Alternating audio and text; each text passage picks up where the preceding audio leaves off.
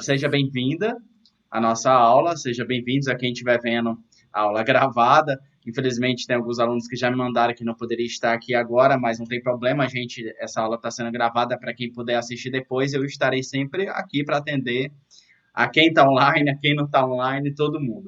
É, os dias dos vestibulares está chegando, apesar que a gente está nessa indecisão. Está sabendo de alguma data aí próxima? Porque eu não estou sabendo de nada, nem a federal e nem a estadual, até agora nada, e isso é bastante preocupante, né?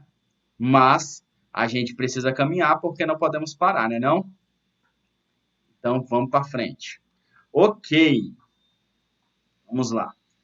Na aula passada, deixa eu só aqui. Na aula passada, tivemos a questão da Revolução Russa. Tá lembrada disso? A Revolução Russa foi a primeira revolução de cunho marxista, ou socialista, ou comunista que tivemos no mundo, inaugurando o que a gente chama de socialismo real. Lembrando que aí foi uma briga de ideais, de pensamentos. A Revolução Francesa, dentro do Partido Social-Democrata Russo, tinha dois ideais, os mencheviques e os bolcheviques. Os mencheviques queriam, primeiro, o fortalecimento do capitalismo na Rússia e depois, propriamente, a Revolução Socialista, mas os bolcheviques, que era a ampla maioria, queriam uma Revolução Socialista de fato. E aí tivemos aí uma briga, né? Porque ninguém sabia qual que seria melhor, qual que não seria melhor. E aí começou, de fato, em 1917, a Revolução Russa dentro da Rússia. É óbvio que o primeiro veio a guerra de comunismo, que matou milhares de pessoas, que foi uma guerra civil interna. Principalmente depois da morte de Lenin, quando Stalin sobe no poder, a gente tem o fortalecimento desse Estado e a ascensão econômica da própria Rússia, que aí vai se tornar um dos países mais poderosos do mundo. E do outro lado do Atlântico, a gente tem os Estados Unidos, que desde a Primeira Guerra Mundial se tornou a potência mais poderosa do mundo. Por que ela se tornou a potência mais poderosa?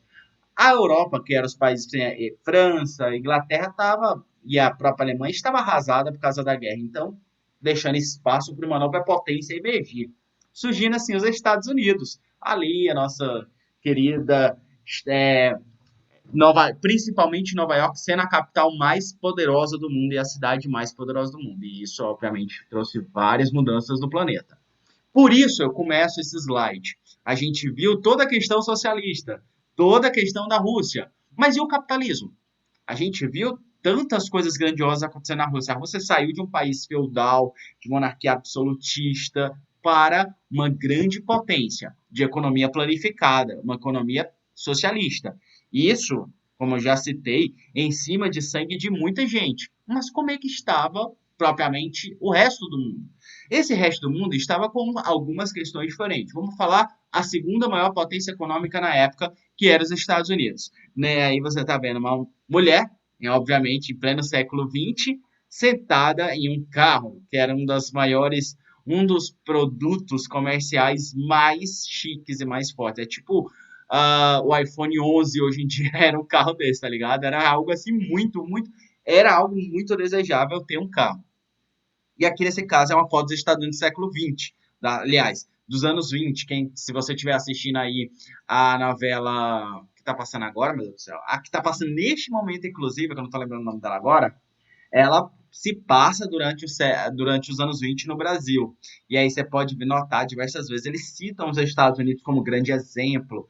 E aí entra a questão da crise de 1929.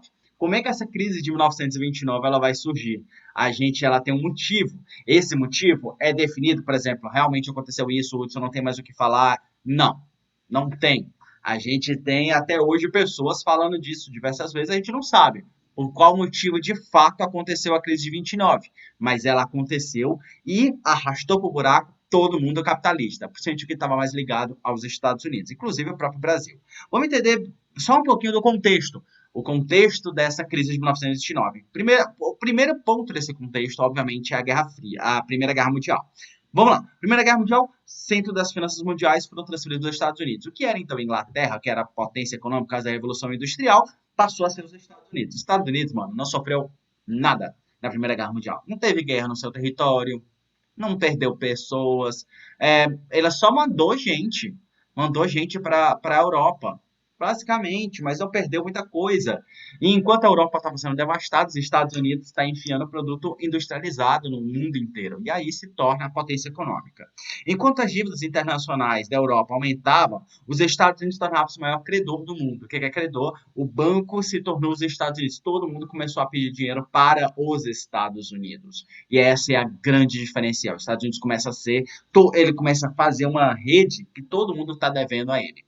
Dependia menos do comércio exterior, não estavam tão integrados no contexto mundial, tinha inclinações protecionistas, não se aliando entre partidos de livre comércio. Olha o grande diferencial aí.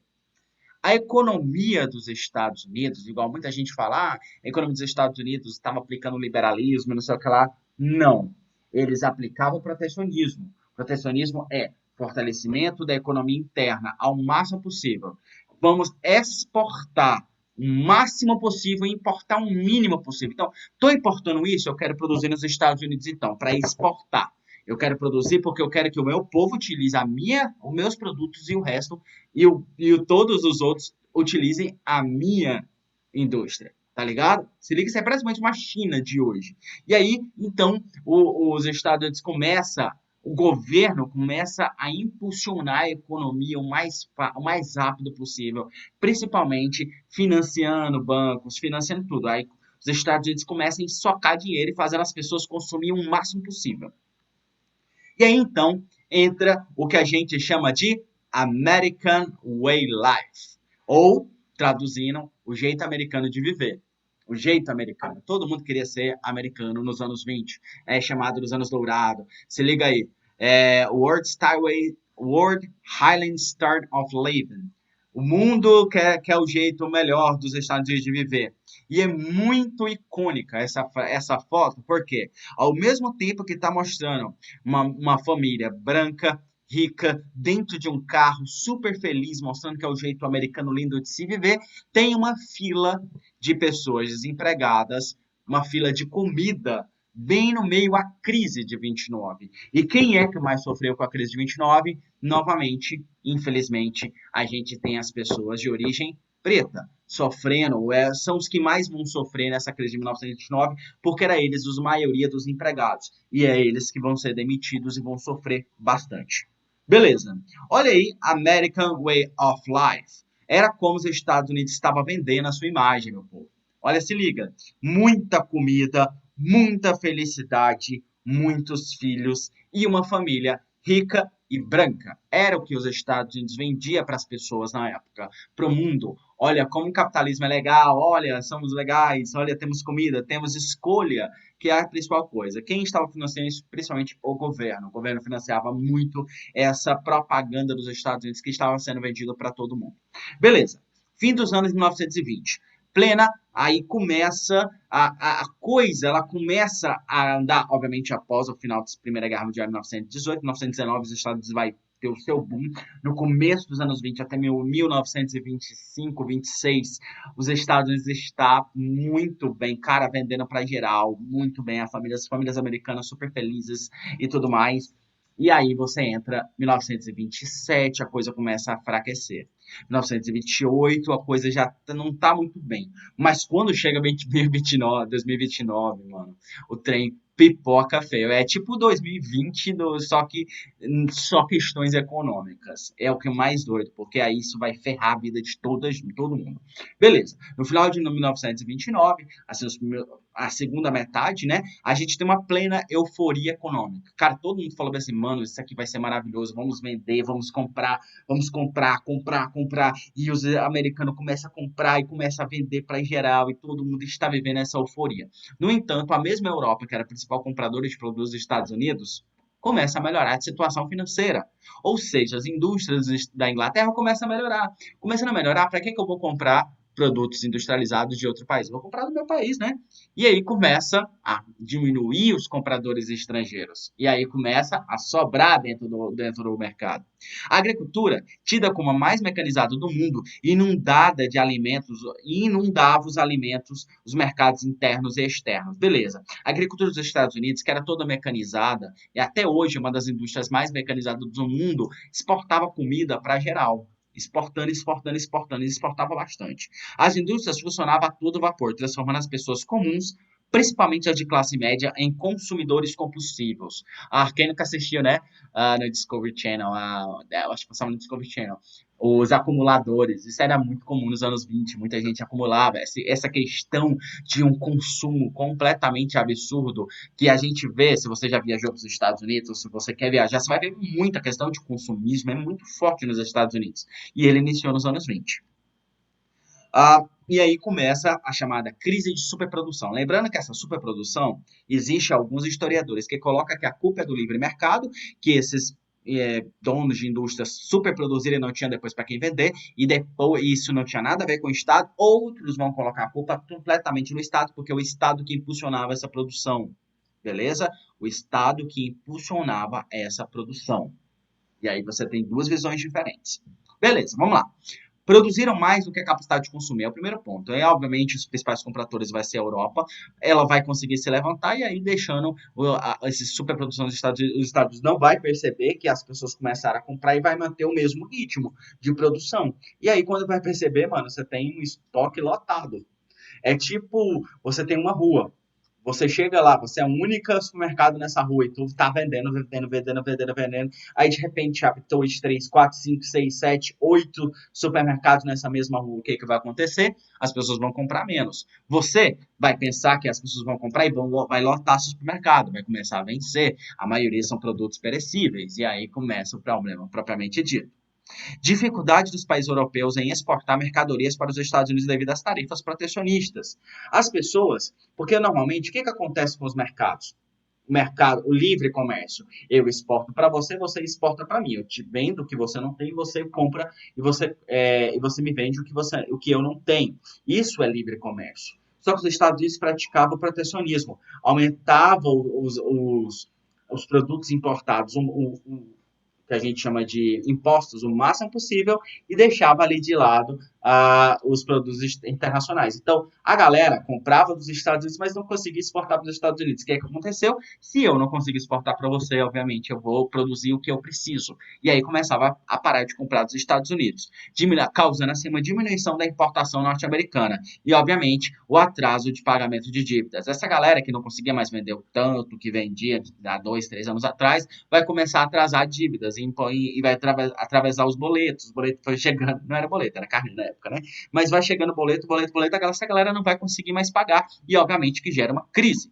Beleza. O que vai acontecer no chamado Outubro Negro, ou, se não me engano, Quinta-feira Negra? É muito pai, os estados adoram utilizar a palavra negro para quando é algo muito ruim. Quando a oferta é maior que a procura, os preços tendem a cair. Isso é capitalismo. Quando você tem um produto em grande produção, obviamente, se tem muita coisa, o preço é baixo. Se tem pouco, o preço é alto. O caviar é caríssimo. Você só encontra os ovinhos desse peixe especificamente em uma região, especificamente um peixe. Beleza, então é caro demais o caviar. Só que o fubá de milho, ou o cuscuz, é super barato. Porque tem muito, todo mundo produz milho. Milho é um dos produtos mais fáceis de produzir. Logo, você tem muito no mercado, então ele é barato. R$ 1,99 o pacote, lá no Atacadão, que eu comprei hoje. Ações e títulos da propriedade negociáveis e representativos de uma fração do capital de uma empresa do tipo anônima. Beleza, as pessoas, para aumentar seus recursos, para aumentar seu dinheiro, tinham vendido ações das empresas. Então, eles colocavam se você nunca investiu, dá uma estudada em o que a gente chama de mercado interno, vender ações, educação financeira no geral. Ou até hoje é um dos meios mais fáceis de ganhar dinheiro. Você investe seu dinheiro numa empresa, espera essa empresa melhorar e ganha esse dinheiro de volta vendendo suas ações. Você compra e vende ações, compra e vende ações. Isso hoje se chama trading. Até hoje é muito forte isso. Toda a economia mundial é baseada em ações Então, isso é muito forte. Em 2008 teve um probleminha com ações, depois 2011 de novo, mas sempre eles conseguiram resolver o problema antes que a gente tivesse esse crash. Nos Estados Unidos, em 1929, não teve essa tentativa e logo ela foi à falência. Olha aqui um fato histórico, uma fonte histórica desse período. Wall Street is in panic stock crash. Wall Street, que é a principal rua de comércio de Nova York, entra em pânico por causa do crash, por causa da quebra da quebra da Bolsa de Valores. A Bolsa de Valores, então, vai quebrar em outubro. No mês de outubro, a Bolsa de Valores dos Estados Unidos vai quebrar, levando todo mundo, uma boa galera à falência. Por que o crash de Wall Street? Falta de empréstimos. Os bancos começaram a cortar empréstimos. Essa galera que estava perdendo dinheiro, não conseguindo pagar suas dívidas, e os bancos fizeram o quê? Fecharam as portas. Velho, se tu não tá conseguindo pagar a sua dívida, eu vou emprestar dinheiro para você pra quê, meu irmão? Não vou te emprestar dinheiro. E aí essa galera, os bancos pararam de dar empréstimo, cara. Porque a galera não tava pagando. Como é que eu vou dar empréstimo antes? Você chegava no banco, o banco já tava ali, ó. Antes você já tinha $1.000 ali na tua mesa. Porque tava soltando dinheiro na mão do povo. Só que, com a queda, com a diminuição das pessoas pagarem, nem o banco tinha dinheiro, nem eles queriam dar empréstimo. Redução, obviamente. Se tem pouco dinheiro circulando, redução do investimento e consumo. Obviamente. Tem pouco dinheiro circulando, você vai consumir menos. Recessão de comércios de países industriais. Aqueles países que eram industrializados começou a ter problema, começou a paralisar sua economia, não conseguia mais produzir mais. Aumento de oferta nos países que produzem alimentos e matérias-primas. Aqueles países que produziam matérias-primas começou a produzir muito bem. Um exemplo que eu vou falar na aula da semana que vem, que era Vargas. O Brasil, o maior auge de produção do café no Brasil foi entre 29, 30 e 31. Foi a época, mano, que a gente produziu muito café. E isso, obviamente, era um problema, porque esses países que era matéria-prima começaram a produzir muito e não tem para quem vender. Colapso de todos os preços. As pessoas começou, isso fez a bolsa de valores cair o máximo possível. Como é que uma bolsa de valores vai cair? Muita gente tentando vender e pouca gente querendo comprar. Ok? Por que, por exemplo, a Bolsa de Valores, se eu não me engano, recentemente, mês passado, ela fechou 2 horas da tarde. A Bolsa de Valores lá de São Paulo. Por quê? Porque tinha muita gente vendendo e pouca gente comprando. Então, o que ela faz? Ela fecha no meio do dia para que ninguém possa mais comprar e nem possa vender. E aí você paralisa. A Bolsa de Valores dos Estados Unidos, de Nova York, é, da França, ficou fechado durante essa pandemia por mais de uma semana, impedindo que as pessoas vendessem e comprassem ações. Logo, você quase não tem perda de dinheiro dessa forma. E aí, fotos desse período. E aí você tem: Why can you give my dad a job? Alguém por aí poderia dar um trabalho para meu pai? Isso mesmo, gente. A coisa ficou tão feia que 40% dos americanos foram demitidos. O nível de desempregados era tão grandes, que as pessoas começavam a fazer passeatas, literalmente pedindo emprego. O índice de desemprego era absurdamente grande. Isso trouxe sérios problemas para os Estados Unidos. Essa fotografia, eu decidi colocá-la, porque, para vocês terem noção, ela ganhou um prêmio. Vamos lá, fotografia Migrant Mother, ou Mãe Imigrante, de Dorothy Lang, apontada pela revista Life como das 100 fotografias que mudaram o mundo. Uma das estadunidenses mais famosas da década de 1930 mostra Florence Owen Thompson, mãe de 7 crianças de 32 anos de idade em Nipono, Califórnia, março de 1936, em busca de um emprego ou de ajuda social para sustentar sua família. Seu marido havia perdido o emprego em 1931 e morrera no mesmo ano. Isso é muito comum nos Estados Unidos de 1931. Lembrando que em certos prédios da Wall Street, as pessoas faziam filas para se suicidar, porque perderam tudo. Olha o nível. Fazer fila para se jogar dos prédios, porque perderam tudo. Esse era o nível dos Estados Unidos de 1929. Voltando aqui, desculpa. Deflação. Ação que diminui o excesso de papel moeda em circulação. Para tentar controlar a crise, os Estados Unidos vai começar a emitir menos moeda para tentar diminuir a circulação de moeda e tentar parar, obviamente, a inflação do país. O que isso vai causar? Desvalorização da moeda ainda mais. O que ela vai fazer? Adoção de medidas restritivas sobre o comércio e o capital. Não pagamento de dívidas internacionais. Os Estados Unidos, que até então não tinha problemas, ela começou a querer pegar dívidas, começou a pegar produtos internacionais, a exportar para matéria-prima, e ela parou de exportar matéria-prima e não pagou suas dívidas de matéria-prima. E aí, então, ela vai falar, não vou conseguir pagar, galera, me desculpa aí, não vai dar. E causando um problema de vários outros países.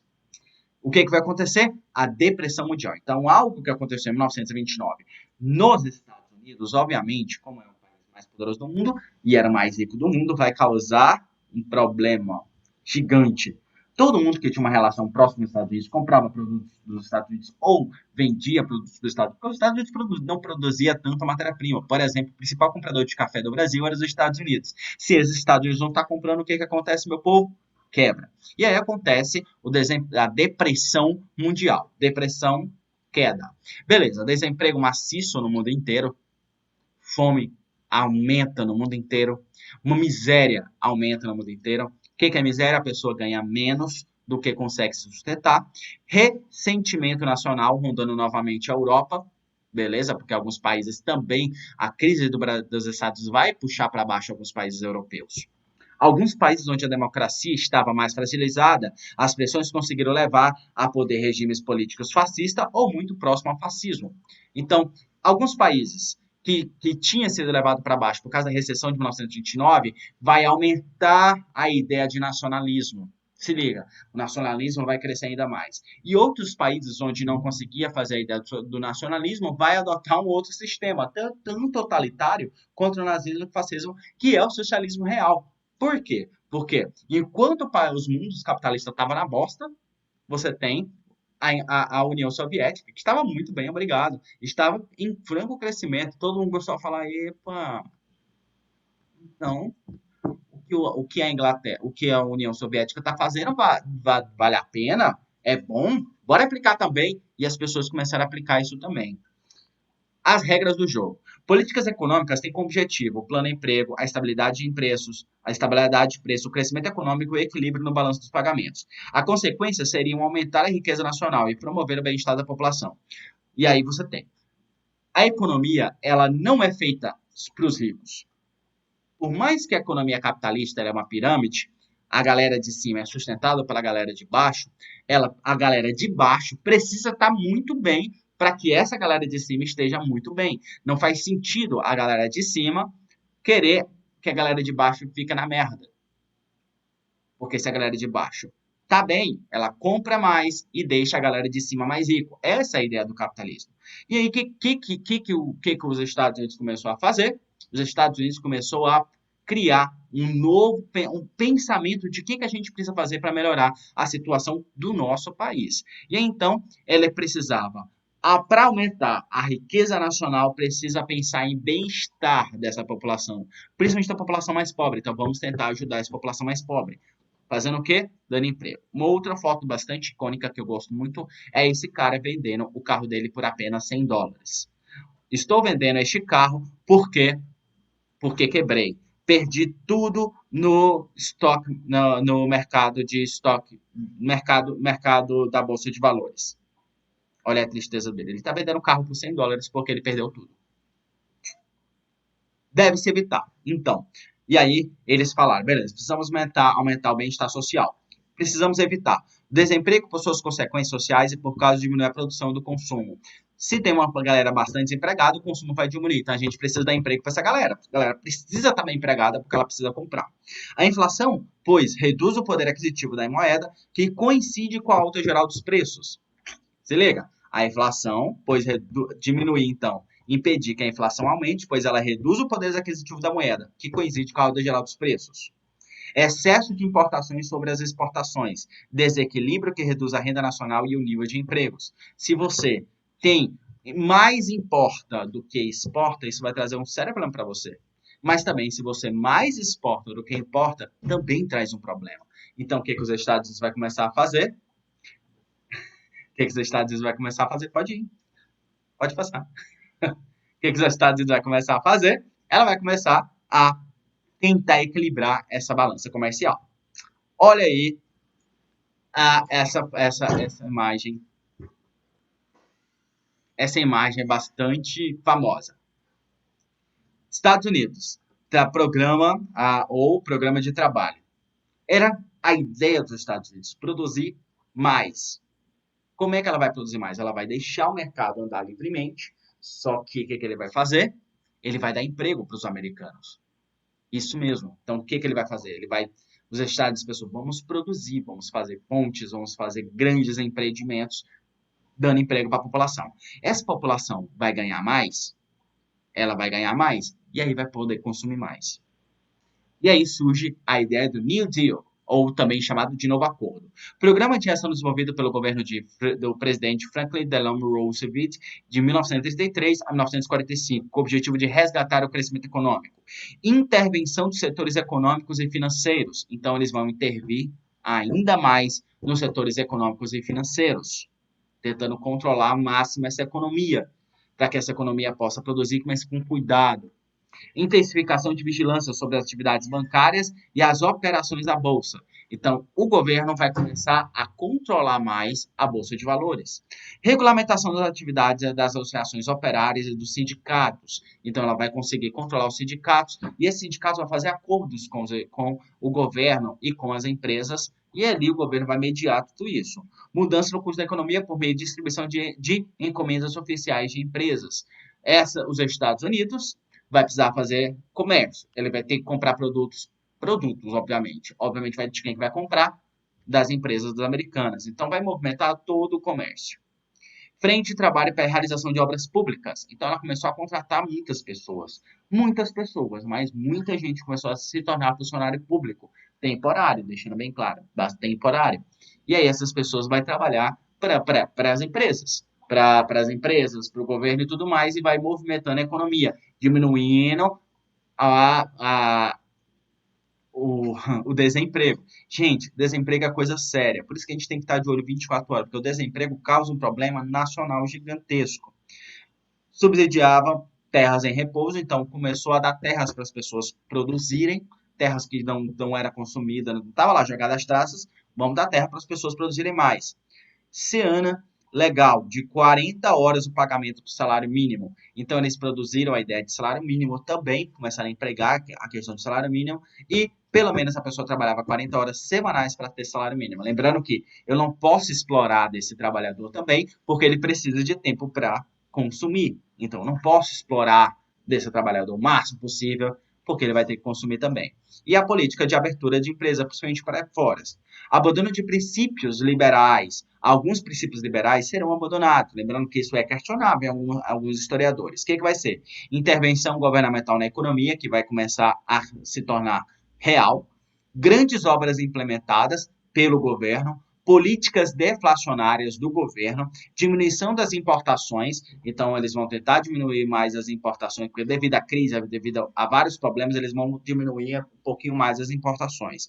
As políticas sociais ganhavam prioridade sobre as econômicas e em toda parte da economia econômica estimulava exclusivismo comercial. Então, qual era a ideia dos Estados Unidos? Aumentar o seu produto interno. Então, ela vai tentar dar emprego, vai tentar aumentar salários e tudo mais, para tentar girar a economia internamente. É óbvio que aquilo ali era o ideal naquele momento. Hoje, a política dos Estados Unidos, a gente poderia dizer que era a mesma? Não pode dizer que é a mesma. Ela teve um momento para parar, e foi em 1945. Beleza, e a União Soviética? Essa União Soviética estava observando os Estados Unidos. O que ela estava fazendo? Enquanto a maioria dos países buscava recompor a depressão, a União Soviética entrava numa fase de industrialização rápida e intensa. Planos quinquenais, que a gente já viu nas aulas anteriores, estipulavam o que produzir e como distribuir. A planificação não é e não o mercado visava satisfazer a necessidade da sociedade. Então você tem a economia planificada, devido aos planos quinquenais, ela dizia o que produzir, então você não vai poder produzir qualquer coisa, produtos que não têm interesse, que o governo não tem interesse, não vai produzir não, meu querido. Você vai também a quem vender, a quem comprar, ela também vai dizer como produzir aquilo. Ela vai definir tudo.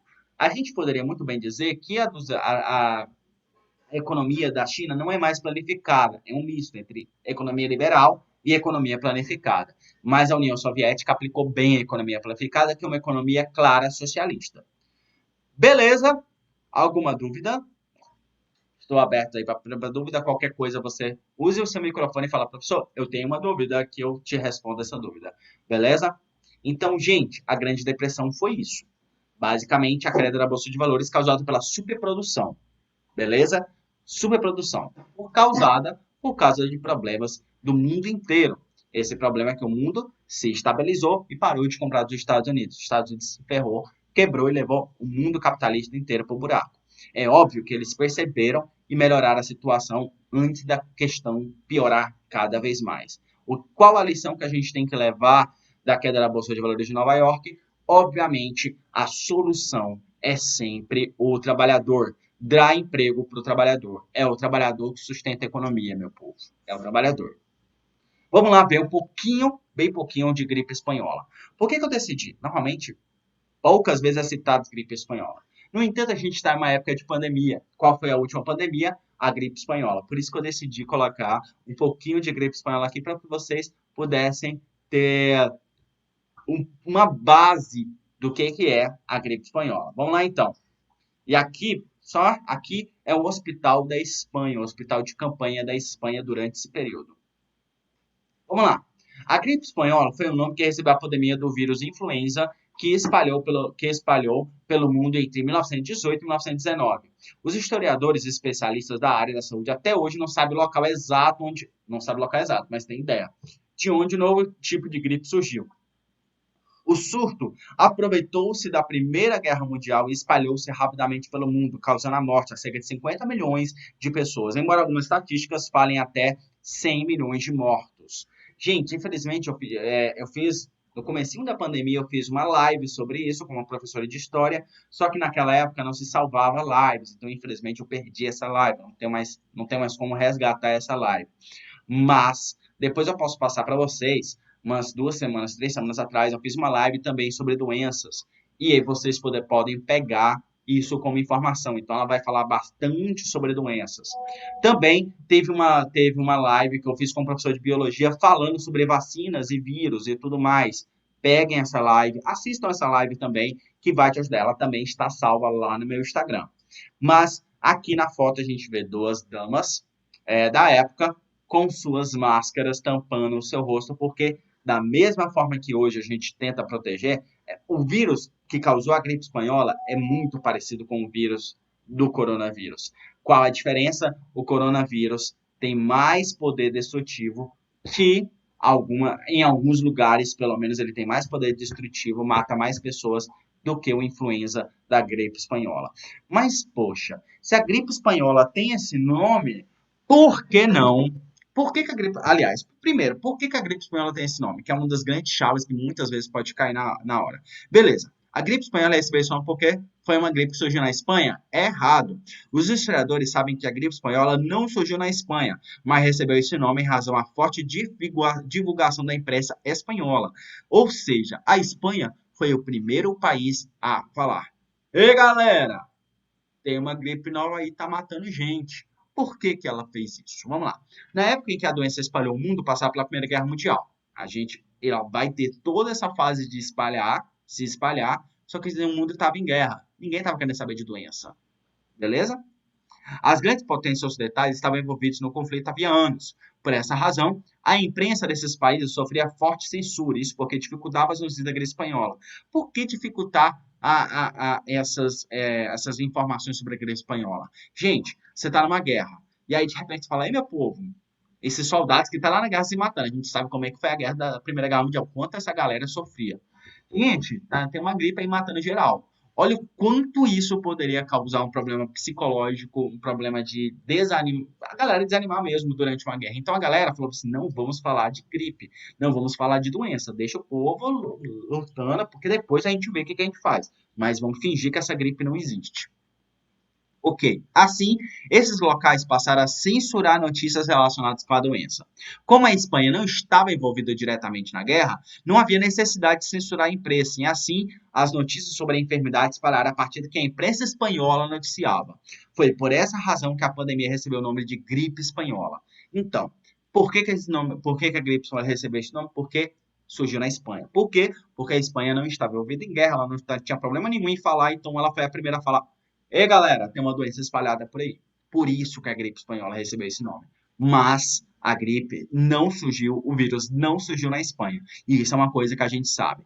Aqui a gente está vendo duas pessoas, se eu não me engano, na Inglaterra, usando essas máscaras de ferro, né? Que eram umas invenções na época, parecendo com as invenções hoje. Beleza. A gripe espanhola se difundiu na Europa logo depois de soldados norte-americanos foram enviados para a frente da guerra nesse continente. Assim, o contato de soldados contaminados com as pessoas mais variadas locais permitiu o afastamento da doença pelo continente europeu, principalmente nas frentes de guerra. Ou seja, muito provável, a gente não tem como afirmar, provavelmente a gripe surgiu nos Estados Unidos.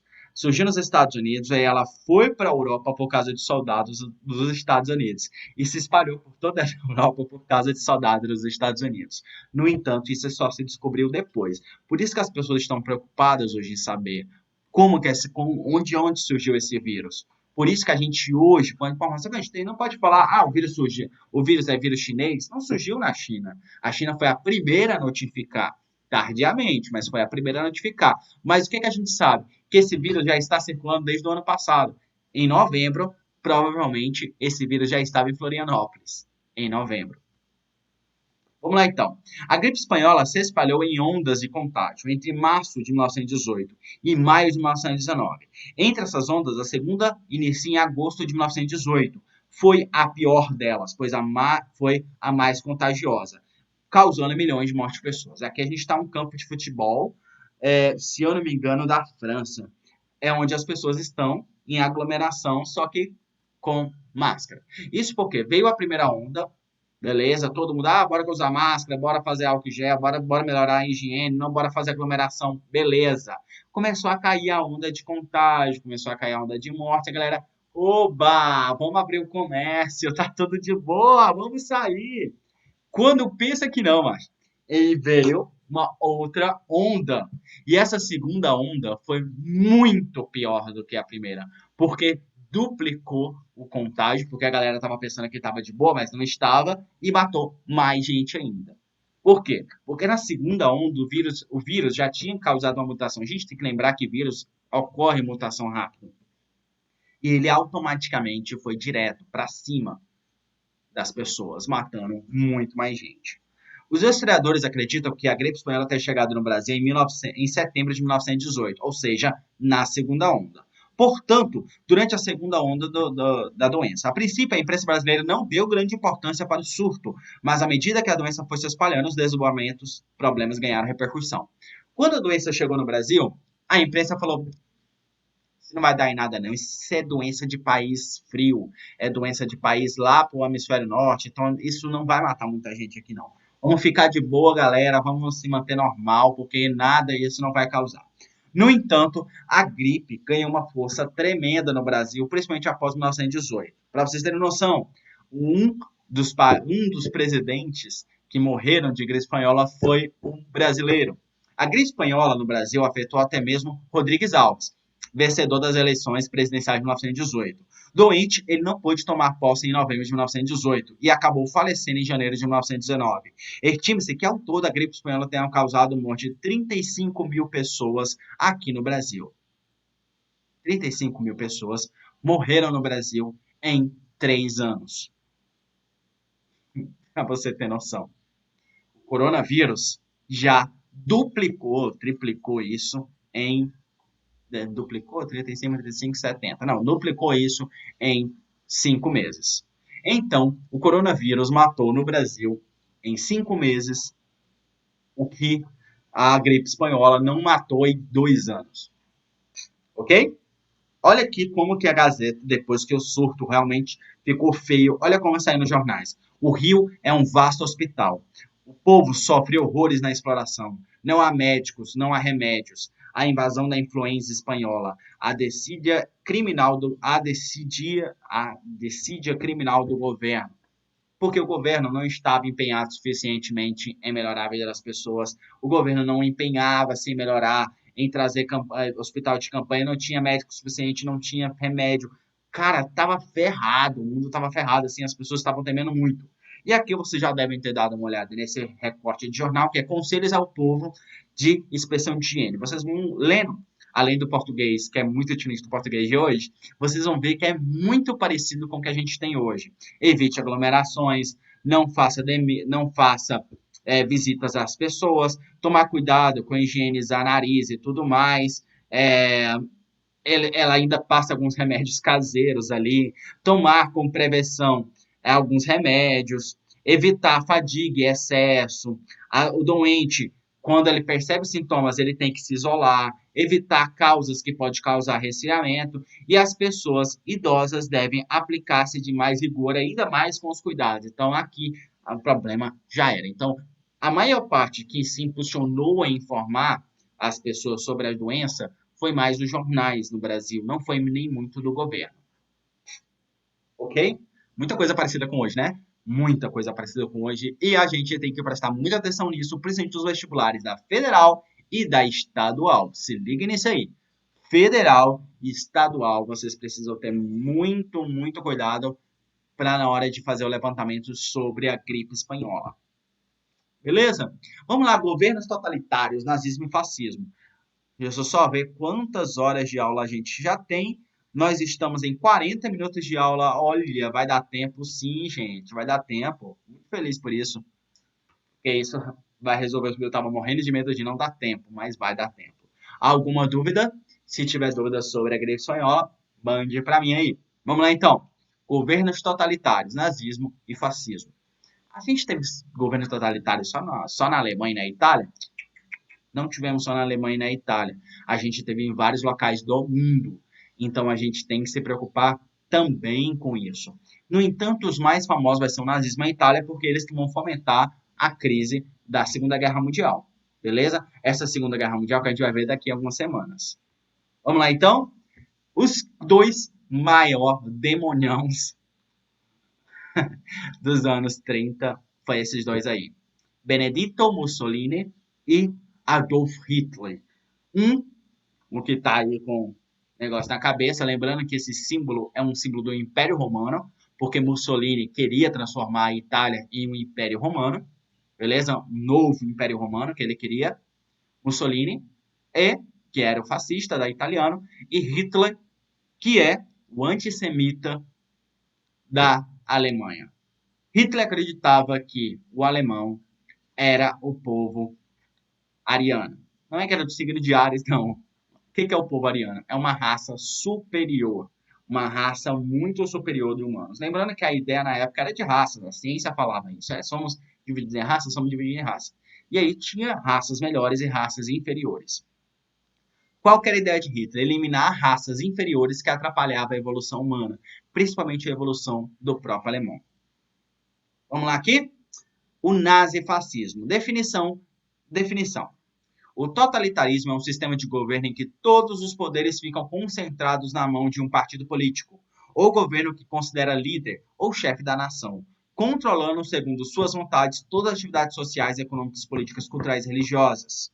Esse tipo de governo totalitário foi característico de alguns países do período entre a guerra de 1918 a 1919. Lembrando, aqui não está falando que é o nazismo ou o fascismo, é a ideia de totalitarismo, quando você tem muito poder concentrado na mão de uma única pessoa, um único partido. Onde aconteceu?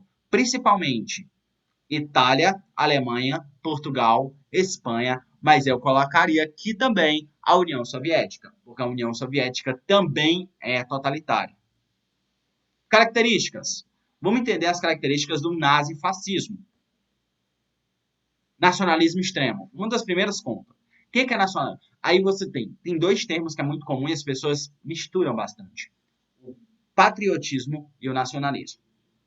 O cara que é patriota, ele vai estudar a história do seu povo, Ele vai conhecer a tradição, vai defender a tradição, vai falar, olha, temos nossa tradição, vamos valorizar nossa língua, vamos valorizar nossa história, vamos lutar pelos países. Eu tenho orgulho de ser brasileiro, olha, eu sou patriota. Isso é legal, é patriotismo. O que é ser nacionalismo? O nacionalismo é meu país é melhor do que todos os outros países. E tem países aí que estão tentando derrubar, vamos derrubar eles antes. País é inferior, tal país é inferior. Isso é nacionalismo. O nacionalismo ele está baseado em criar um inimigo da sua nação e você tem que lutar contra esse inimigo. Matar, caçar, tentar o máximo possível derrotar esse inimigo, que é o inimigo da nação. Porque a nação, a ideia de nação é expansão, tentar controlar ao todo. Outra característica do nazifascismo é a xenofobia, o ódio a quem não é da pátria, principalmente estrangeiros. Então, quando você pega quem o nazismo e o fascismo lutavam, era principalmente essa galera que era estrangeira. Por que os judeus? Os judeus, na época, não tinham país, então eles eram um povo cigano. Então, se era um povo sem terra, era um povo fraco e precisava ser morto. Militarismo é uma outra característica forte, onde a ideia é todas essas ideologias vai estar centrada no fortalecimento desses militares. Esses militares que vai fazer a ordem. E o corporativismo, eu vou juntar empresas ali, esse poder privado, vou juntar empresas que estão a favor do que eu quero e vou favorecê-las. Anticomunismo. O anticomunismo também é uma característica muito forte do nazifascismo. Por que o anticomunismo? O anticomunismo, o comunismo, ele não tem ideias nacionalistas. Trabalhadores do mundo inteiro, unir-vos. Isso não tem nada a ver com o nacionalismo. E por isso, por causa que ele tentava derrubar o nacionalismo, ele era contra a governos, o comunismo, aliás, é contra a ideia de governo, é contra a ideia de limites territoriais e tudo mais, contra a ideia de nação. E por isso eles eram inimigos. Antiliberalismo, aí tu dá um... Uai, professor. Gente, o liberalismo é uma ideologia de direita, tal como o comunismo é uma ideologia de esquerda. No entanto, o liberalismo também não favorecia ao nazifascismo, porque o liberalismo ele tem a ideia de livre mercado, a ideia da economia andar livremente, sem interesses do governo, atender a interesse do mercado. A ideia do nazifascismo era completamente contrária a isso, e por isso que o nazifascismo vai lutar contra o liberalismo também. Quem seria o maior exemplo do liberalismo? Os Estados Unidos. Um único partido. A ideia, pessoal, um único partido. Você vai ter um único partido que vai controlar todas as ideias e vai ditar o que é certo e o que é errado. Culto ao líder. Eles vão cultuar um líder da forma mais escrachada possível. Qual é a ideia? Olha, fulano, ele é o certo, ele é o correto, ele é honesto, ele só quer o bem do nosso povo, ele está lutando, tem um monte de gente tentando derrubar ele, mas ele está correto, nós temos que defender ele a todo custo, criando assim um grupo que vai defender isso. Um exemplo que a gente pode ver isso, a gente pode ver isso na Venezuela, a gente pode ver isso na Rússia, a gente pode ver isso no Brasil, a gente pode ver isso em diversos países que até hoje aplica isso. Propaganda e educação. Esses países vão utilizar principalmente a cultura e a educação para disseminar as suas ideias. Muito. Eles vão criar uma cultura, uma ideia de arte propriamente dita desses ideais, que aí é a forma de espalhar. E aí, controlando TV, rádio, tudo mais, vai mostrar o líder o tempo todo falando. Para vocês terem ideia, até hoje na China, as pessoas leem o que Mao Tse-tung falou. Olha aí, até hoje faz isso. Então, as mídias sociais vai ser extremamente utilizadas para disseminar essas ideias hoje em dia. Se antes era o cinema, os jornais, a TV, hoje vai ser o WhatsApp, Facebook, e a internet em geral vai trabalhar para atender esses interesses desses líderes. Racismo. O racismo é uma característica principalmente do, uh, de Hitler, que ele vai utilizar a ideia de, ele vai pegar a ideia de Darwin e vai aplicar. Beleza, a ideia de Darwin é que todo mundo evolui. Quem mais evoluiu na raça humana vai ser o povo alemão. Então a ele cabe expandir-se e controlar a humanidade. Expansionismo territorial, a ideia de espaço vital. Velho, Hitler falava disso, espaço vital, o tempo todo. O que é espaço vital? O espaço, uma terra a qual é necessária para o povo alemão se expandir. Então, por exemplo, precisamos guerrear, precisamos ter arma. Então, quem é o maior produtor de ferro do mundo? Vamos atacar ele, vamos dominar ele, porque ele é um espaço vital para o nosso crescimento. Vamos lá entender algumas diferenças. A gente tem a democracia liberal, o autoritarismo e o totalitarismo. Lembrando que a gente está falando de nazifascismo.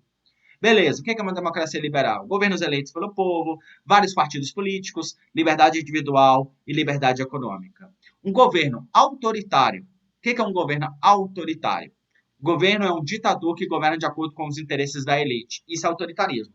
Então você percebe que ele não está sozinho, ele tem toda uma elite ali que o controle e ele controla o povo. A gente poderia dizer que a república oligárquica ela era autoritária, mas não era totalitária. Abolido todos os partidos políticos. Você tem um cara ali que vai governar e vai controlar tudinho ali, com um único partido. Censura nos meios de comunicação. Obviamente, isso vai ser muito forte. Quando você censura os meios de comunicação, fala, olha, fulano fala mentira, ou então vamos fechar o jornal, vamos impedir que tal jornal ou tal meio de comunicação fale sobre o partido, fala sobre o partido, fala sobre o líder, isso é censura. Repressão e violência são usados pelo governo, são características de governo autoritário. E população é passiva, deixa o governo mandar. Então essa população apoiando ou não apoiando, não vai ter o que fazer, vai deixar o governo mandar e desmandar à vontade.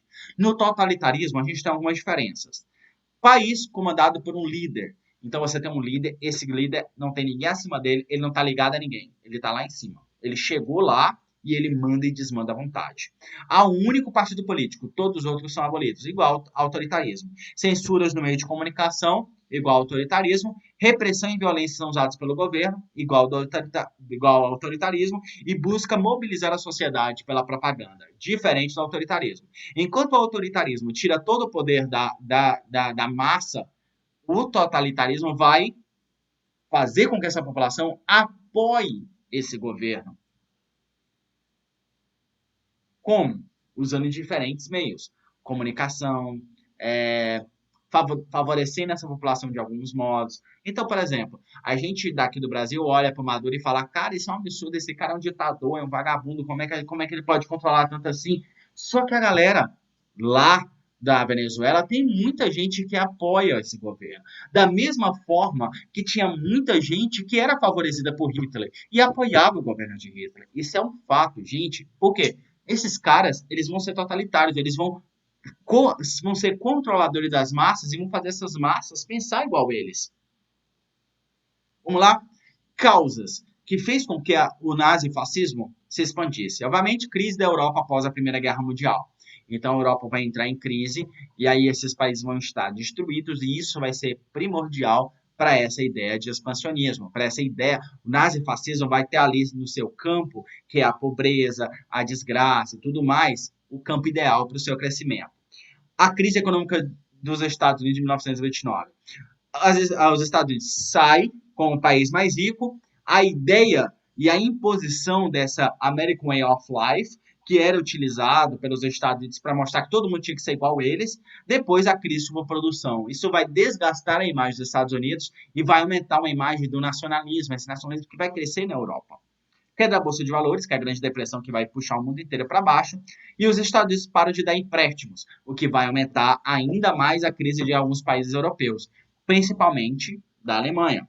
Crescimento dos partidos socialistas, então o socialismo, obviamente, por causa da União Soviética, vai ser a crise de 1929 é a propaganda ideal para o socialismo, e essa burguesia que temia o comunismo vai começar também a tentar aumentar o seu poder para impedir um crescimento desse comunismo. E aí começa a surgir o revanchismo. De um lado, a galera da esquerda socialista tenta derrubar os partidos burgueses, os burgueses tentam derrubar os partidos comunistas e a briga tá feia. Você cria um inimigo que vai ser tentado derrotado a todo custo. Quem são os principais ditadores fascistas? Mussolini, na Itália, Franco, na Espanha, Salazar, Portugal e Hitler, na Alemanha. Você não viu o resto, Salazar mesmo. O Salazar foi de onde surgiu o nome Slytherin Salazar, lá da J.K. Rowling. J.K. Rowling vai pegar a ideia do Salazar Sonserina daqui do salazarismo de Portugal. Vamos lá entender um pouquinho. Eu vou falar sobre os quatro rapidamente. Na Itália, pós Primeira Guerra Mundial, Era uma monarquia parlamentar com vários problemas, entre eles dívida, desemprego e inflação. Então você tem, professor, era uma monarquia parlamentar? Sim, a Itália era uma monarquia parlamentar. Votando, então, era uma monarquia parlamentar, então o parlamento que detinha o verdadeiro poder. E esse parlamento coloca no poder, devido a uma crise econômica, desemprego, uma inflação horrível que que a Inglaterra se meteu depois da Primeira Guerra Mundial, esse parlamento consegue eleger como primeiro-ministro Benedetto Mussolini. Qual era o objetivo de Benedetto Mussolini? Uma nação forte e defesa da ordem e da grandeza da Itália. Benedetto Mussolini queria transformar a Itália em um novo Império Romano. Cronologia. Mussolini, vai subir no poder ao mesmo tempo que alguns partidos socialistas vão também estar tomando poder na Itália. Lembrando que Mussolini era do Partido Comunista, só que ele vai ser expulso do Partido Comunista por causa de suas ideias nacionalistas, que não batia de frente com as ideias comunistas. Beleza? Em 1919, então, fundou um grupo de combatentes chamado Fascio de Combate, que reprimia movimentos populares, sociais, com extrema violência, formando tropas fardadas de preto, tendo o apelido de camisas negras. Eram apoiados e financiados por grupos burgueses que queriam impedir o crescimento do socialismo na Itália. Em 1920, o movimento formado Partido Nacional Fascista e foi derrotado nas eleições de 1921. Em 1922, marcha sobre Roma. Ele vai colocar nas ruas 50 mil camisas negras, marcha exibiram e colocação de Mussolini no poder. Olha aí. Em 1925, Mussolini assume o poder e implanta uma ditadura. É chamado de Dulce, Carta del Lavoro, legislação trabalhista. Olha aí, o que eu acho mais doido, né? Mussolini ele consegue ser eleito democraticamente dentro de uma monarquia parlamentar. Quando ele sobe no poder, ele automaticamente implanta uma ditadura. Essa ditadura, obviamente, ele não mentia como ele queria. Ele falava que o Estado tinha que ser um Estado forte. Uma frase muito famosa de Mussolini: tudo dentro do Estado, nada contra o Estado. Porque ele queria um Estado forte, tanto que ele vai ser chamado de Dulce.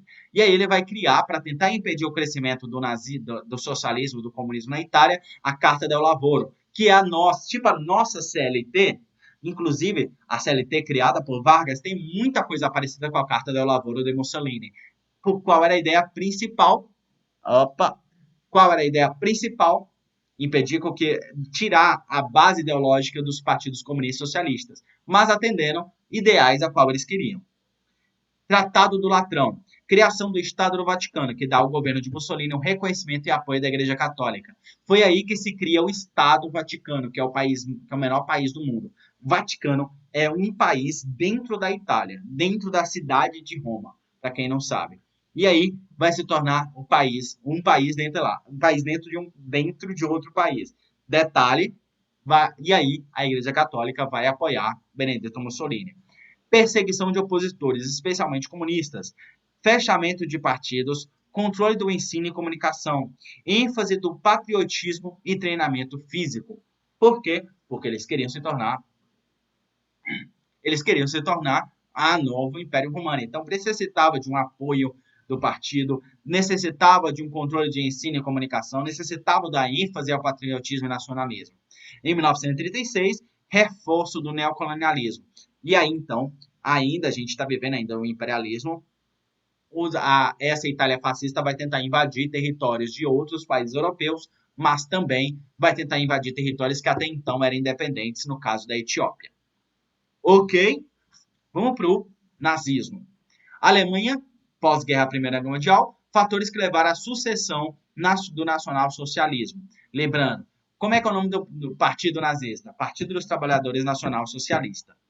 Qual era a ideia? Então, professor, então é de esquerda? Não, gente. O socialismo a qual criado as ideias de Hitler, de acordo com ele mesmo, com a qual ele mesmo falava, não são as mesmas ideias do nacionalismo da Inglaterra. O nacionalismo da União Soviética era um nacionalismo era um socialismo não nacionalista. O socialismo, na cabeça de Hitler, era um socialismo nacionalista, de entender o social, atender a necessidade social e dos trabalhadores da Alemanha, apenas isso. O que causou? Primeiramente, o Tratado de Versalhes. Vocês lembram, mal um mês atrás, que eu falei, pessoal, não se esqueçam do Tratado de Versalhes. Ele é primordial para o início da Segunda Guerra Mundial. Quem vai fazer a Segunda Guerra Mundial vai ser o nazismo, vai ser Hitler, por causa de sentimento ruim, de vingança desse Tratado de Tordesilhas. Por isso que eu falo sempre, a vingança nunca é plena, mata a alma e a envenena. Hitler ele entra na Segunda Guerra Mundial exatamente para ser vingado do Tratado de Tordesilhas, Tratado de Versalhes. Dívidas de guerra. Então, esse Tratado de Versalhes colocou a Alemanha em várias dívidas. A primeira coisa que Hitler vai fazer, impedir, vai parar de pagar essas dívidas. Necessidade de reconstrução, ele vai se focar, vai fazer tipo New Deal, só que o New Deal completamente focado na Alemanha, vai reconstruir a Alemanha. E em poucos anos ele vai acabar também com outro problema, a crise econômica, a fome, a miséria e o desemprego dentro da Alemanha, que era um problema generalizado. Cara, você se liga. Eu nem critico muito por que alemães começaram a apoiar Hitler, porque tu tá num país completamente fudido, lascado, humilhado, de repente sobe um cara e fala, olha, você merece o mundo, você tem que estar no topo do mundo, você é o cara, você é ótimo. Você que tá com a sua mentalidade completamente lá no chão, mano, tu apoia um cara desse assim, ó. Saca? Ainda mais se você não tem uma instrução e tudo mais. Então, você vai apoiar. Por isso que a história não pode ser, a gente não pode esquecer de Hitler, para isso que não possa se repetir. E então, a gente vive na ideia de República de Weimar. O que é a República de Weimar? República parlamentarista instalada depois do Tratado de Versalhes. Lembrando que até a Primeira Guerra Mundial, a Alemanha era um império. Depois da Primeira Guerra Mundial, a Alemanha foi obrigada a se tornar uma república parlamentarista. Até hoje, a Alemanha é uma república parlamentarista. E, obviamente, também, dentro da Alemanha, um crescimento de grupos socialistas nas eleições. E aí, obviamente, começa o medo do socialismo também. Alguns historiadores afirmam que Hitler também tentou entrar em partidos socialistas e foi expulso. Mas também ele tentou entrar em partidos de direita e também foi expulso. Ok? Em 1920, Hitler se filia ao Partido Nacional Socialista dos Trabalhadores Alemães, o Partido Nazista, da qual se torna chefe absoluto do partido. Combate ele então acontecia várias manifestações comunistas de esquerda dentro da Alemanha, inclusive utilizava-se o termo esquerdistas e tudo mais dentro dessa época, e aí Hitler ele vai criar um grupo que vai tentar bater de frente e bater nesses esquerdistas que estavam passeando pela rua. Vai acontecer então a sessão de assalto, perseguições a opositores conhecidos como camisas pardas. Esses camisas pardas vai tentar derrubar qualquer um que se jogava contra o Hitler, que se jogava contra o partido nazista, vai tentar eliminar todas as formas quem pensava diferente. Apoiados pela alta burguesia, pelos setores da burguesia alemã. Esses burgueses alemães, eles pensavam que o nazismo alemão era algo bom, que daria o poder a qual eles necessitavam para melhorar a sua economia. E é muito doido, porque boa parte desses, principalmente uma burguesia muito grande, existia uma ala da burguesia judia, e esses judeus apoiaram o nazismo no começo dos ideais nazistas, porque pensavam, não, Hitler jamais vai atacar nós judeus. A gente é a burguesia desse país, a gente que controla, a gente que. Ele não vai tentar derrubar a gente. Se lascaram. Inclusive, eu fiz a minha live sobre história LGBT. Teve um cara que era líder líder dos camisas pardas no início do nazismo, que era autodeclarado homossexual, que inclusive defendia o nazismo com unhas e dentes como o único meio de melhorar a Alemanha. E aí, logo depois da Alemanha se tornar de fato nazista, ele é morto. E aí isso é muito comum na história, inclusive.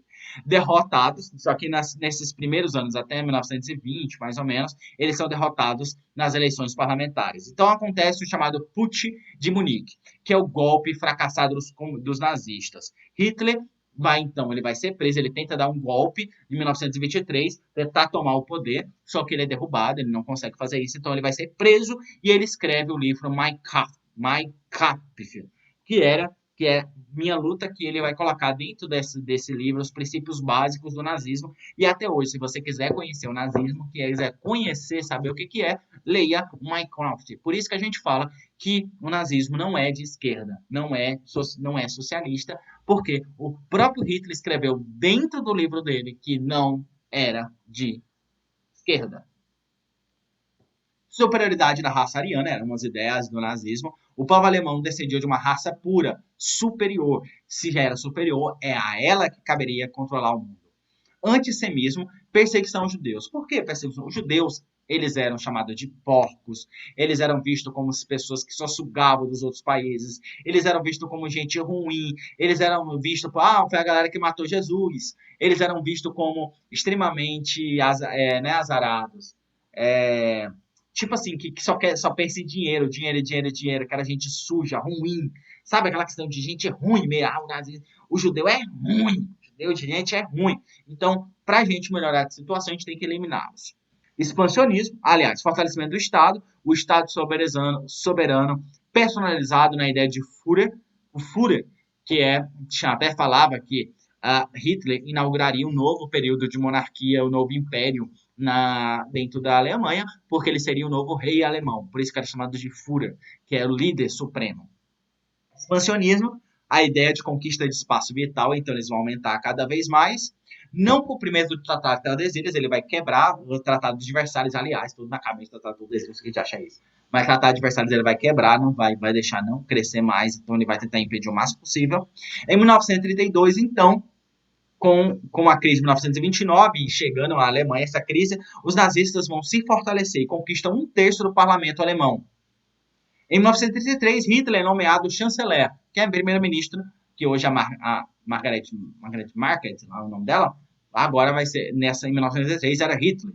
Em 1934, com a morte do presidente, Hitler é nomeado Führer, guia do povo, e proclamado o Terceiro Reich, ou Terceiro Império, e coloca em prática a doutrina nazista. Então, quando o presidente morre, o que vai acontecer? Eles poderiam eleger um novo presidente. No entanto, Hitler estava tão poderoso que eles falaram: não, bora fazer o Hitler acumular primeiro-ministro e presidente. Isso mesmo, pô. E eles acumulam, dão mais poder para Hitler, com mais poder para Hitler, ele vai literalmente se tornar um monarca praticamente absolutista dentro da Alemanha, interizando então o Terceiro Reich, que era o Terceiro Império, que eles falaram que o Terceiro Império seria o mais duradouro e tudo mais. Em 1934 inicia o plano alemão de fato, o plano nazista de fato. Criação então da SS, que era a seção de segurança, que era a polícia política liderando. Uma polícia política. Essa polícia política ela tinha o papel de eliminar qualquer ideia contrária ao nazismo. E a Gestapo, que era a polícia secreta, ambos para perseguir opositores que ameaçavam o regime. Em 1935 é criada as leis de Nuremberg. O que era? Restrição de cidadania e direitos aos judeus, então vai limitar o máximo possível os direitos judeus.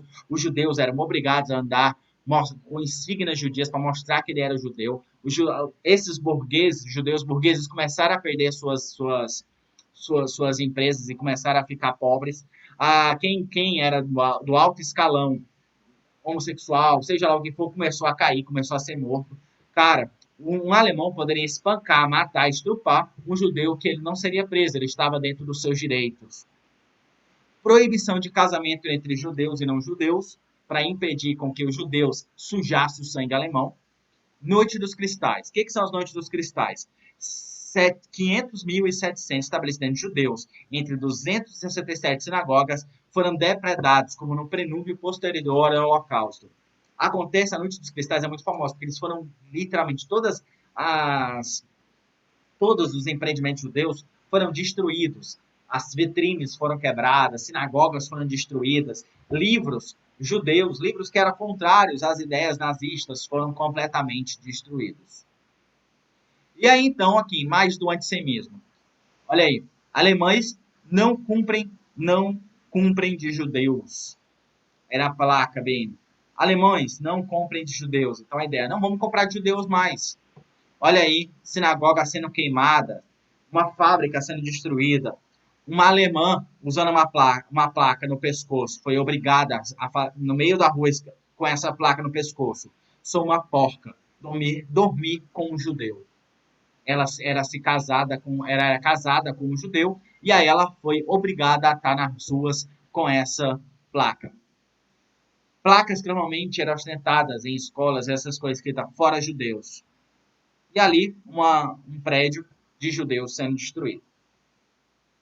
e, obviamente, o Holocausto. O Holocausto eu vou deixar mais para a Segunda Guerra Mundial. A gente não vai falar muito do Holocausto. O Holocausto foi a chamada decisão final. Quando Hitler percebeu que não estava muito bem na guerra, ele começou a matar judeu assim e criar mecanismo para matar judeu de todas as formas possíveis. Como, por exemplo, fornalhas. Ok? Doutrina. Obviamente, essas doutrinas vai se expandir para todo mundo. Doutrinação através da educação e propaganda. Então, era muito comum você ver propagandas nazistas de todas as formas possíveis, mostrando quem eram os inimigos, mostrando quem não eram os inimigos, mostrando como eles eram superiores e tudo mais. Criação de obras públicas, investimento na indústria bélica, criação de leis trabalhistas e limitação de salários. Era muito comum, por exemplo, o termo quem tem aço tem pão. Então a gente precisa aumentar criar bombas, criar o máximo possível, porque a gente vai ter comida na mesa. Porque sem isso a gente não tem. Expansionismo. E aí começa, propriamente dito, o expansionismo militar. Em 1938, anexação da Áustria. A Áustria é atacada e passa a se tornar a Alemanha. E aí a Europa estava assim, ó, fingindo que não estava vendo. Por quê? Porque eles não queriam bater de frente com a Alemanha, não queriam criar uma nova guerra. Depois, em 1939, a anexação da Tchecoslováquia. E aí, de novo, a Europa inteira fingindo que não estava vendo. Não, deixa ele, a gente... Ai, deixa ele, não vamos problema não. Só que a Polônia era um país que ficava ali no meio. A Polônia foi criada após a Primeira Guerra Mundial. E aí, então, acontece, no dia 1º de setembro de 1939, a anexação da Polônia. Quando a Polônia é anexada, aí a Inglaterra fala, epa, meu querido, aí tu quer demais. Então, declara guerra à Alemanha, a Alemanha declara guerra à Inglaterra, a Inglaterra, aí começa, propriamente dito, a Segunda Guerra Mundial. Olha isso aqui. A anexação da Áustria. Era muito comum, em alguns países, os nazistas serem recebidos com choro, flores e alegrias, como esse caso na Áustria. Vamos só ver os últimos países aqui. A Guerra Civil Espanhola em 1939, 1936, 1939 e a implementação do fascismo na Espanha. A Espanha teve uma industrialização tardia, tanto que hoje é um dos países mais pobres da Europa, somente no início do século XX, país atrasado em relação a toda a Europa Ocidental. Em 1901, a Espanha vira uma república parlamentarista. Era uma monarquia e se torna uma república parlamentarista. E aí, então, surge um partido chamado Falange, Partido Fascista da Espanha, através do Francisco Franco. E aí, então, em 1936, acontece a Frente Popular, coligação da esquerda reunindo socialistas comunistas, sociais-democratas e simpatizantes de geral. Vence as eleições para o parlamento espanhol. E aí começa a briga propriamente dito. E aí, o Francisco Franco, tenta dar um golpe de Estado. Inicia-se, então, uma guerra sangrenta. Que inicia essa guerra sangrenta. Ele tenta dar o golpe, não consegue, e cria uma guerra dentro da Espanha. Os republicanos, que era dessa frente popular, de comunistas, socialistas e tudo mais, contra os fascistas, liderados por Franco, latifundiários, igrejas e classe média em geral, começam a brigar para ver quem vai tomar o poder dentro da Espanha. A Guerra Civil Espanhola é uma clara demonstração desses ideais que circulavam na Europa. Olha bem aqui o fascismo espanhol, varrendo o lixo comunista, auxiliado por potências europeias. Então, olha lá, o bolchevismo, a injustiça social e tudo mais sendo varrida. E aí, viva a Espanha, viva a Itália, viva a Alemanha, viva Portugal. O Franco, então, recebe apoio tanto de Hitler quanto de Mussolini. Vitorioso com esse apoio, Franco implementa violenta ditadura e fica no poder até sua morte em 1975. Então, diferente da Alemanha, diferente da Itália, o fascismo dentro da Espanha só vai acabar em 1975, quando novamente a Espanha vai sair de uma ditadura, vai sair da república e vai se tornar uma monarquia novamente. E aí, do lado, uma arte desse período. Essa arte é de Pablo Picasso, mostrando a questão da violência da Espanha nesse período. Essa é uma obra muito famosa. No Brasil a gente tem o que a gente chama de integralismo, onde um que era muito famoso, o Anauê. O Anauê é tipo como se fosse um grito de guerra dos integralistas. Integralista, movimento de ideário nazi-fascista liderado por Plínio Salgado e Gustavo Barroso. Lema, Deus, pátria e família. Então era muito famoso, principalmente por suas ideias nacionalistas de proteção à religião e à tradição. Características: defesa de um Estado autoritário, ultranacionalistas, com um governo maximizado liderado por tudo e por todos. Plano, por meio de por meio de uma ditadura implantada após o golpe militar de Getúlio Vargas, fazer valer as práticas e aspirações. O grupo de integralismo viu no Getúlio Vargas uma grande chance de aplicar o integralismo no Brasil e eles vão apoiar Getúlio Vargas. Só que no poder, Getúlio Vargas não apoiou os integralistas e deu o pé na bunda dos integralistas. Ok? Vamos lá então. Eu queria depois que vocês me respondessem como a gente está com essa aula. Deixa eu ver se está tudo ok aqui ainda. Estamos aí. A Ana ainda... eu gostaria de fazer uma pergunta. Se liga nessa pergunta. Existem vestígios de regimes totalitários do começo do século XX na atualidade? No tempo desse, eu compartilhei um meme sobre integralistas no meu Instagram. Cara, um grupo de integralistas atacou esse meu meme e começou a me xingar e falar um monte de coisa lá no meu meme. Então, integralistas até hoje tem no Brasil e ganhou uma grande força uns 2 anos atrás. Mas você consegue enxergar isso no Brasil hoje? No mundo hoje? Você acredita? Você vê elementos do nazismo, do fascismo, do salazarismo, do franquismo surgindo no Brasil, surgindo no mundo? Isso é real? Você percebe os mesmos elementos que causaram a expansão dessas ideologias no mundo hoje? É uma coisa a se pensar. Beleza? Gente, aqui estão algumas questões a serem respondidas, ok? Vamos passar por ela rapidamente, porque a gente já está com mais de 1 hora de aula. Beleza? Vamos lá. O Estado Soviético, formado após a Revolução Russa, cuidou de expurgar da cultura deste país toda e qualquer manifestação artística que estivesse no entendimento das autoridades, associada ao espírito burguês. Foi criada então uma política cultural que decretava como a arte oficial apenas expressões que servissem de estímulo para a ideologia proletariada. Eu vou dar para vocês 2 minutos para responder essa questão. Vamos lá? Aliás, 1 minuto. Dá tempo de ler e você coloca. A gente viu isso. Então, a Rocha, 1 minuto.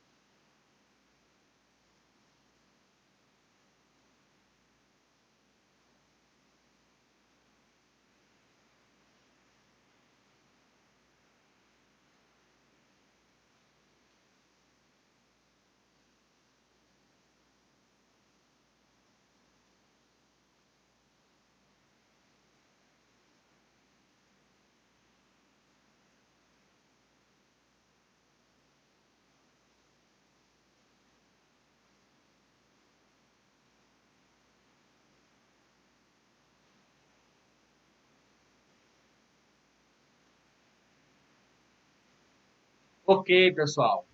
Vamos lá, então, responder a questão? A questão está bem clara. Como que era? Como se chamava? O tipo de arte soviética, essa arte criada para atacar o espírito burguês. Qual era a ideia dessa arte? Qual era o seu papel? Obviamente, a questão correta é a questão C, realismo socialista. Qual era a ideia? Que através das composições didáticas, simples, bem realista, tentando mostrar de forma uma estética o máximo simplificada possível, procurava enaltecer a combatividade do povo soviético, mostrar como eles eram poderosos, como eles tinham um poder gigantesco, a capacidade do trabalho, então mostrava a diversidade do trabalho dentro da União Soviética e a consciência social, um povo unido, de mão dadas. era uma característica do chamado realismo soviético ou realismo socialista do povo soviético. Ok? Espero que você tenha acertado e vamos para a próxima. São apenas 3 questõezinhas. No final da década de 1920, anos de prosperidade, uma grave crise econômica, conhecida como Grande Depressão, começou nos Estados Unidos e atingiu todos os países capitalistas. J.K. Glauber, economista norte-americano, afirma que, à medida que o tempo passava, tornasse evidente que aquela prosperidade não duraria. Dentre dela estava contida somente a sua própria destruição. Olha que doido, ele falou aqui. Estava óbvio que toda aquela prosperidade duraria pouco. E por causa dessa prosperidade, ela se autodestruiria. Aparentemente, a prosperidade pode ser concebida nas seguintes características. Então, quais as características do final da década de 1920 expressadas no texto a qual você conhece sobre a crise de 29? Um minuto.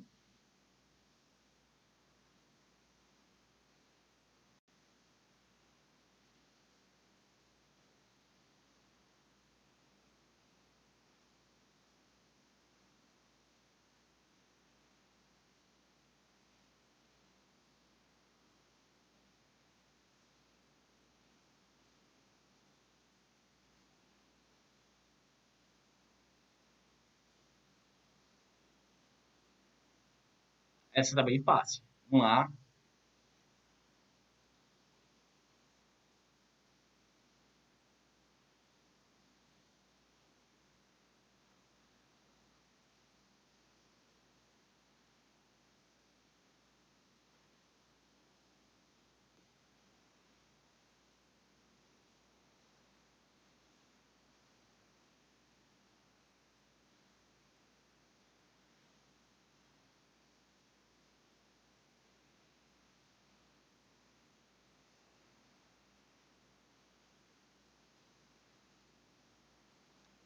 A resposta correta está bem fácil, que é a D.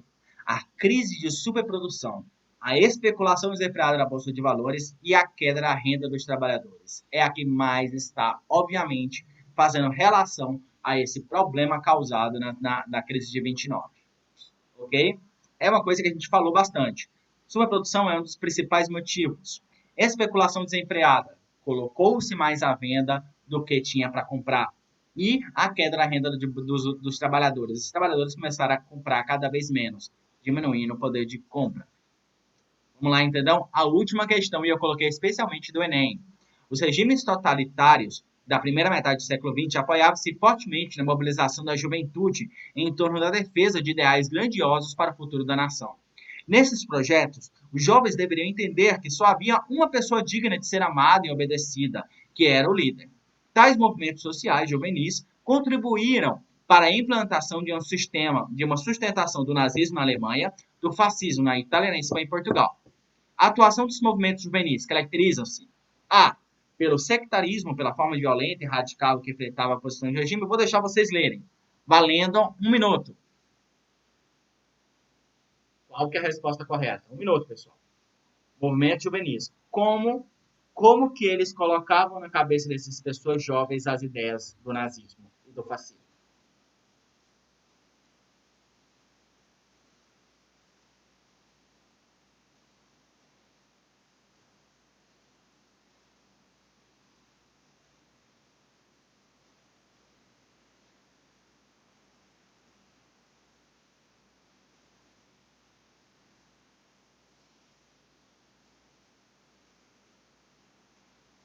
Por que jovens apoiaram?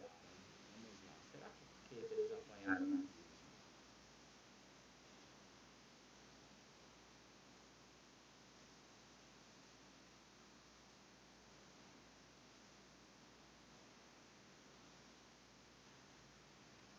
Gente, a gente não falou muito dessa questão de movimentos juvenis, mas a população mais jovem era a base dos ideais socialistas, era a base do nazifascismo, mas também até mesmo do socialismo, também utilizava a ideia da juventude como um exemplo a ser tomado. Por isso, a melhor resposta é pelo sectarismo e pela forma violenta e radical com que enfrentava os opositores do regime. O que é sectarismo? Divisão, dividir a população, beleza? e pela forma violenta e radical como se enfrentava os opositores ao regime. Era a ideia principal, a violência que se atacava esses opositores, era uma coisa que atraía a população. Porque qual era uma característica da juventude? Uma juventude resolute é querer a coisa de um momento para outro, querer a solução na hora. E o nazismo e o fascismo traria isso que ele estava pedindo, essa solução urgente. Ok? E um spoiler aí da próxima aula. O que a gente vai ver na próxima aula? Deixei esse spoiler aí da próxima aula.